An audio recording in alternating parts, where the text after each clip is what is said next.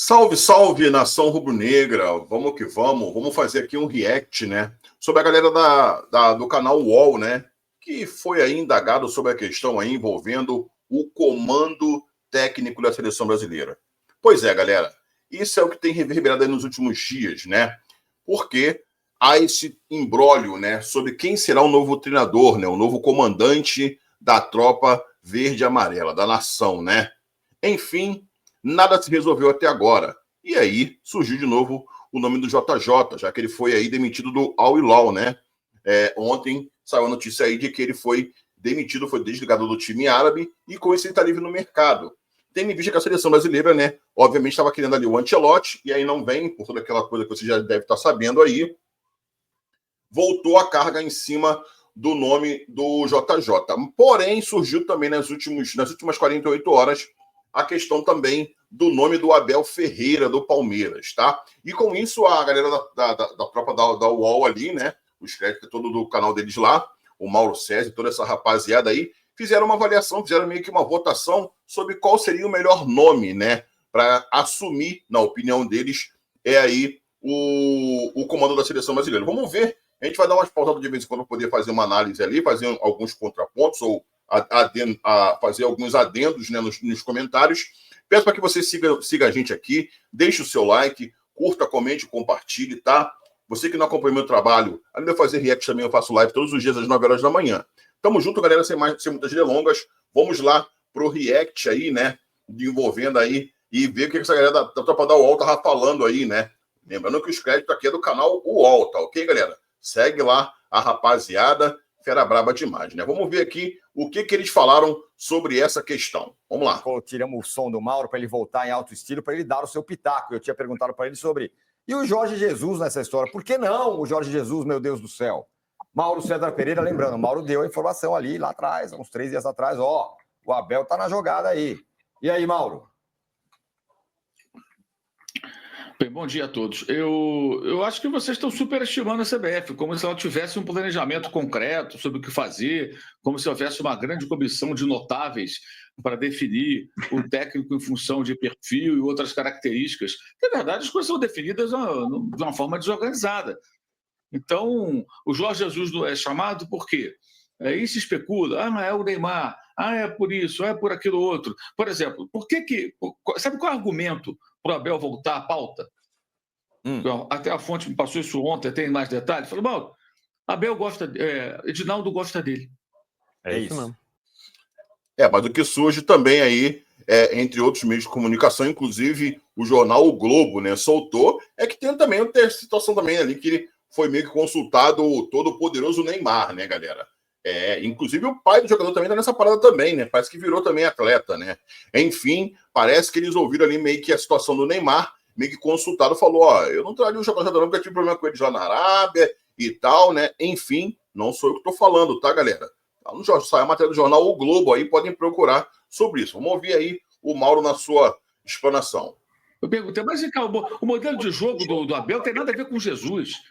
Aliás, os técnicos não tem nada a ver. O Jesus é muito melhor que o Abel. Então, mas o que acontece? Infinitamente melhor, tá? Na minha opinião, galera, tá?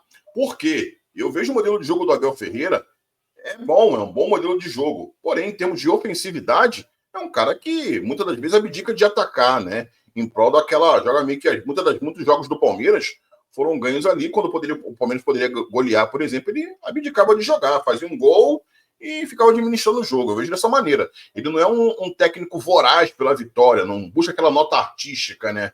Isso no Palmeiras, né? Enfim, vamos ver. Não, ele gosta dele. Simples assim. Ele gosta dele. O Rodrigo Caetano deu uma entrevista na Amazon Prime antes do jogo, se não me engano, Corinthians e Vasco, que ele foi na cabine lá com o Galvão Bueno, e admitiu que quem decide é o presidente. O diretor de seleções não apita nada, então. Quem decide é o presidente. O Juan faz o quê? O Juan talvez tenha que fazer uma convocação. Dia 16, se não falha a memória, que o Brasil tem que apresentar a lista de convocados. Essa bucha pode estourar na mão do Juan, que está lá também. Para trabalhar com quem? Não sei. Por exemplo, quando o Jesus chegou no Flamengo, acho que o Abel não é diferente no Palmeiras, eles passaram a trabalhar com as suas equipes. Então, se um dos dois portugueses for contratado, vai querer o Juan? Não sabemos. E o Ancelotti, né, eventualidade de aceitar. Então, assim, não existe critério, Tirani. Não tem critério. Hora é um, hora é outro, pode ser influência de A ou de B, mas, na verdade, o principal, para ele não definir, é que ele ainda quer o Ancelotti. Vamos lá, vamos recapitular. Em menos de um mês, o Ancelotti terá perdido os 3 títulos possíveis pelo Real Madrid se ele não derrotar o Barcelona no dia 11, que é o domingo da semana que vem, daqui a 8 dias. Então, os 2 jogos do fim de semana, Barça e Real Madrid. Se os 2 vencerem, continua a diferença em 4 pontos. E aí o Real Madrid tem que vencer para diminuir para 1 ponto e, nas últimas rodadas, esperar que ele vença os jogos e o Barça tropece para ele ser campeão. Se ele perder, vai para 7 pontos. Aí, babau. Se não for campeão matematicamente, acho que não será ainda, mas provavelmente não, depende desse fim de semana. Mas já será o virtual campeão. E aí o Ancelotti já não serve para nada para o Real Madrid. Ele acha, então, que ele passa a ter mais chance. E ele quer esticar a corda até lá. Mas existe a concorrência do futebol saudita, como já foi noticiado amplamente já há dias, desde da terça-feira. Isso vem sendo noticiado pela imprensa da Espanha, né? E que seria um dos clubes interessados, seria mais de um, seria o Al Hilal, que agora está sem técnico oficialmente. Em suma, o Edinaldo quer o Ancelotti. Por que ele quer o Ancelotti? Acho que o Rodrigo Matos já falou sobre isso também. O que acontece com o Ancelotti? Ele é o técnico de peso para o Ancelotti calar aí os seus, digamos, detratores. Então, assim, qualquer outro treinador não vai ter o mesmo impacto que o Ancelotti teria. Então, diante disso, ele vai insistindo no Ancelotti e a questão não é técnica e a prioridade não sei se é a seleção. Talvez seja uma questão mais estratégica para a presidência da CBF.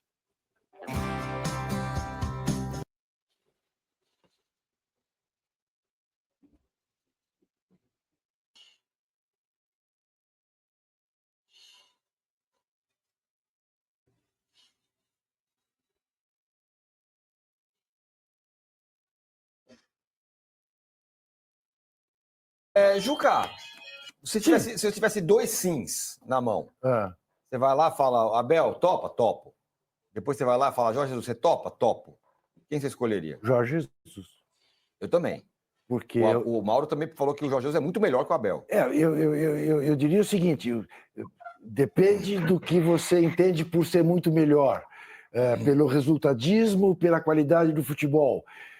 O Jorge Jesus, do ponto de vista do resultadismo, foi fantástico no Flamengo e, do ponto de vista do futebol, fez o Flamengo jogar o futebol que eu gosto, o futebol à brasileira, por assim dizer, né? Então, eu ficaria com ele. O Abel é o cara organizado, pragmático, vencedor também, né? Extraordinária a campanha que ele faz no Palmeiras, mas não faz o time que me agrada. Como o Tite não fazia, como o Mano Menezes não fazia quando eram campeões pelo Corinthians. Sim. Danilo Lavieri. A questão do JJ, galera, não tem como comparar, né? Na minha opinião, o JJ é o único cara capaz de tentar, né? Porque é uma tentativa, porque a gente sabe que o problema do futebol brasileiro não é somente a questão técnica dos jogadores, tá? Eu acho que o que falta nos últimos anos aí, nas últimas décadas, né? É a questão de comando mesmo, né? De novas ideias de jogo. Eu acho que é isso. Aí não adianta ficar metendo pau em jogador A, B ou C que chega na seleção não joga. Não há um esvaziamento total. Saiu agora aí o ex-treinador Dorival Júnior, que já tinha mostrado no Flamengo que tem as ideias limitadas, tem ali um limite de suas ideias de jogo. O JJ talvez seja o único cara acima desse nível, bem acima desse nível, e com a capacidade de fazer essa seleção jogar um futebol que encante. Porque individualmente, galera, a gente há de convir que nós temos material humano para que o futebol brasileiro volte a ser aquilo que foi um dia. Isso é chover no molhado, fala isso. Só basta ter um comando. Agora, para ter esse comando, a CBF teria que abrir mão, né, de muitas coisas que acontecem que ficam em off. A gente não vai aqui, né, falar aqui para não ser leviano. Mas essa é a grande realidade. E aí, ela não quer um técnico que pega a chave e fala que aqui é comigo, aqui eu resolvo. Não, ela quer continuar dando ali os seus espetáculos. E aí, dá nisso, né? É isso que atrapalha todo o processo. Vamos seguir. Eu iria no Jorge Jesus pelo estilo de jogo. Sei que é por isso. É verdade. Assim, eu acho que a gente tem tem uma amostra pequena do que... eu sempre falo isso. O Casagrande acho que falou isso na quarta, na quinta, da questão da contraprova. O Jorge Jesus fez um brilhante trabalho no Flamengo, e teve um ano muito bom no Al Hilal agora. Ano passado. Temporada passada. Isso. Esse ano não dá para dizer que é ruim, mas foi eliminado agora na semifinal, foi demitido e tal, por pouca coisa, eu acho. E não ganhou o campeonato lá, né? Mas a amostra que a gente tem do Jorge Jesus... E o Abel ganhou aqui ano passado? Não, mas eu estou dizendo tô dizendo do período, então... Mauro. Porque o Jorge Jesus... Sim, mas o que acontece? Geralmente, eu queria falar isso porque tem um colega dizendo que tem lobby pelo Jorge Jesus, então, o colega do UOL. Então, eu queria dizer o seguinte, por que se destaca tanto os fracassos do Jorge Jesus, mas os do Abel não são ressaltados nessas análises? Não só sua, Danilo, de todo mundo. Eu não... Sim, é curioso isso. Eu acho bem curioso. Eu ia terminar de falar, Mauro. O Abel, ele tem 5 anos de Palmeiras e 2 Libertadores, 2 Brasileirões, Copa do Brasil, Paulista. O Jorge Jesus teve um ano brilhante no Flamengo, teve um ano de títulos no Al Hilal e tem 30 anos a mais de carreira. Então, a gente pode falar, o Abel está basicamente no começo da carreira dele. Ele tem o Braga, o PAOK e o Palmeiras. O Jorge Jesus já rodou um pouco mais, teve bons trabalhos em Portugal, inclusive tem um trabalho melhor na Europa do que teve o próprio Abel Ferreira. Então eu acho que dá para a gente falar que o Jorge Jesus já é mais experimentado e tem uma amostra muito bonita do futebol. O Flamengo que ele armou era um brilhante, ninguém tira isso. A questão é que não dá para a gente cravar que todo time, inclusive a carreira do Jorge Jesus mostra isso, que não é todo time que ele pega que joga bem. E só isso. O Abel, nessa amostra que a gente tem, é a mesma coisa. No Braga, ele não fez um grandíssimo trabalho. No PAOK também não. E no Palmeiras ele chegou venceu por muito tempo. O ano passado ganhou só o Campeonato Paulista. E esse ano está de novo agora tentando remar, fazer alguma coisa. Mas a amostra, o trabalho que a gente tem, as dificuldades que o Abel passou, o Jorge Jesus não passou. Sei lá, pode ser que ele venceria? Pode ser que ele, se ficasse 4 anos no Flamengo, estivesse encantando até hoje? Pode ser, é uma hipótese. O Abel a gente já viu ganhar, já viu perder, já viu ficar sem jogador, já viu enfrentar o calendário, já viu um monte de coisa. Não estou dizendo... Para mim são estilos completamente diferentes. A pequena amostra que tenho, Jorge Jesus fez um trabalho mais bonito, mas eu não confio tanto a ponto que ele vai repetir isso em todo momento. Para mim, desde sempre é o Jorge Jesus, até antes do Ancelotti, por todas essas razões que o Juca também falou. Quero saber você, Arnaldo, você tem os dois sims, você é o Edinaldo. Você fala... Coitado, Arnaldo. Tem o Abel na mão, tem o Jorge Jesus na mão e o Ancelotti não. Vou em quem? O Jorge Jesus pela rodagem, pela experiência maior, pelo fato de não ter apenas 3 clubes na carreira. E acho que tem chance de dar certo. E eu não estou nem falando pelo estilo de jogo, porque se a gente for pegar nessa dualidade do resultadismo com um futebol mais bonito, o Brasil saiu da fila de 94, né, de 24 anos, com um técnico resultadista, certo? Sem dúvida. Em 2002 foi campeão com um técnico resultadista também, certo? Né? Então, Parreira e Filipão eram técnicos resultadistas. O Parreira depois no Corinthians até fez um trabalho um pouco mais, né, gostoso de ver visualmente, mais tarde, antes de voltar de forma trágica, assim como o Filipão também voltou em 2014 de forma trágica. Então eu acho, o Mauro até citou sobre isso, a CBF não tem, ou nenhuma CBF, não é só o Edinaldo, nenhum presidente da CBF tem no espectro, esse técnico joga mais nesse estilo, então vou preferir ou esse outro. Isso acho que passa longe disso. Eu acho que os critérios mais levados em consideração são os de relacionamento, porque o técnico de futebol de seleção ele não é exatamente um técnico de estratégia, tático e tudo mais. Ele é exigido nesse aspecto só durante a Copa do Mundo, né? Durante o período todo, selecionador, que eu gosto de falar, não é um técnico do dia a dia. Então, é difícil imaginar, por exemplo, o Abel, no seu 4º trabalho na vida, sendo apenas um selecionador. E mais, o Abel, ele nunca lidou com uma estrela no futebol brasileiro. Ou melhor, só lidou com uma. Com o Dudu.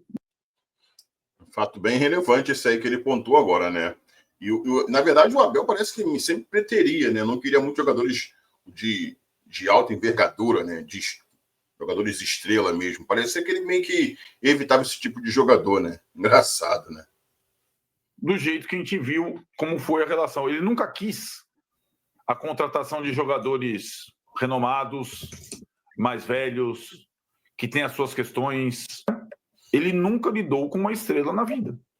A gente, não é verdade? Nem no PAOK, nem no Braga, que tem estilos... O Braga é um time de Portugal que não normalmente recruta jogadores assim, de renome. E no Palmeiras ele teve um, né? Então, eu acho que seria uma grande incógnita do Abel na seleção brasileira. Pela inexperiência, pelo fato de não ter lidado com peixe grande até agora, e de ter também... aí eu vejo uma coisa curiosa, ele ter pouquíssimo com os melhores jogadores brasileiros que atuam na Europa, né? Ele tem contato os jogadores que atuam aqui, enfrenta, trabalha com, mas o Lúcio, embora não esteja na prateleira do Ancelotti, evidentemente leva vantagem nesse aspecto. Mauro, se você tivesse os dois sims, eu acho que você escolheria o Jorge Jesus, mas se o Ancelotti estiver nessa equação, você escolheria o Ancelotti antes do Jorge Jesus? Você também queria falar uma outra coisa que eu vi você levantando a mãozinha. Não, assim, primeiro eu explicar, quando eu interferi até para os malas aqui do chat, isso é um programa de debate, então um interrompe o outro, isso acontece, a gente não pode ter esse mimimi que um não pode interromper o outro, né? Claro, então eu interrompi o Danilo, ele pode me interromper, a hora que ele bem entender. Porque fica uma coisa meio boba, né, de uns idiotas que estão no chat, sempre estão ali presentes. Então, o que acontece? Quando se fala muito de Jorge Jesus... Te interrompendo, me surpreende que você leia. e se irrite. Não, mas eu não estou lendo, eu sei que eles estão lá. Ah, tá. Mas eu não leio. Tá mas bom. Eles estão lá. Tá bom. Eles sempre estão. Tá. Estão em toda parte. Sim. Nas minhas lives não estão porque eu esbarro, sabe? Sim. Eu tenho as minhas técnicas. Claro. Mas, enfim, o que eu queria dizer é o seguinte. O que acontece é o seguinte, o Jorge Jesus, sempre que ele é lembrado, quase sempre, fala, mas ele não veio na fase boa e tal. O Abel também não foi feliz na última temporada. Né? E acho também que o Jorge Jesus é tão resultadista quanto todos esses que vocês citaram. Tá? O velho gosta de ganhar tamba e ele é muito resultadista. Só que ele monta times de um outro estilo, é um técnico com mais, digamos assim, capacidade de fazer o time jogar bem, potencializar os jogadores e é muito rigoroso também, como o Abel também é. Então, desses dois perfis podem ser interessantes, tanto o Abel como o Jorge Jesus, de ser um cara que vai chegar com a mão mais pesada, porque eu sinto a seleção uma seleção sem liderança em campo e fora de campo, que o ex-técnico ficava com o dedinho levantado para entrar na rodinha. Nisso aí, os dois acho que estão ok, na minha visão. Tá? De alguns jogadores, certamente esse não é o perfil ideal. O Ancelotti já é um outro perfil. Ele é considerado realmente um cara mais de composição. Não estou dizendo que ele não tenha conhecimentos como técnico, mas ele é mais administrador de grandes elencos. O IF deveria buscar um técnico com mais liderança e os jogadores que não se adequarem, paciência. E aí, já que o Arnaldo lembrou o passado, o Romário não foi na Copa do Mundo 2002, o Felipão não levou, o Brasil ganhou. E o Romário era o Romário, né? Verdade. Para muita gente, para mim, inclusive, melhor. Para mim, inclusive, aí cada um tem a sua opinião, o Romário foi melhor do que todos os atacantes que jogaram a Copa de 2002, eu acho. Mas não foi. E os outros que estavam lá eram ótimos também, fantásticos jogadores, e o Brasil ganhou a Copa do Mundo. Agora, quando se pergunta, quando alguém fala, tem um lobby, não tem lobby. O que tem é o seguinte, está num programa aqui, o apresentador é o Tirone, ele pergunta, qual você... O nome está na pauta, você fala o nome. Eu nunca sugiro o nome de técnico. Agora, quando o nome está na pauta, a gente fala o nome. E, para mim, o Jorge Jesus é o mais indicado pela maneira como trabalha, por ser um cara também que cobra muito, não vai baixar a cabeça para jogador, acho que o Abel também não baixaria, que ele tem muita autoestima e personalidade, né? E está disponível. Pode começar amanhã, hoje, daqui a 2 dias, sei lá.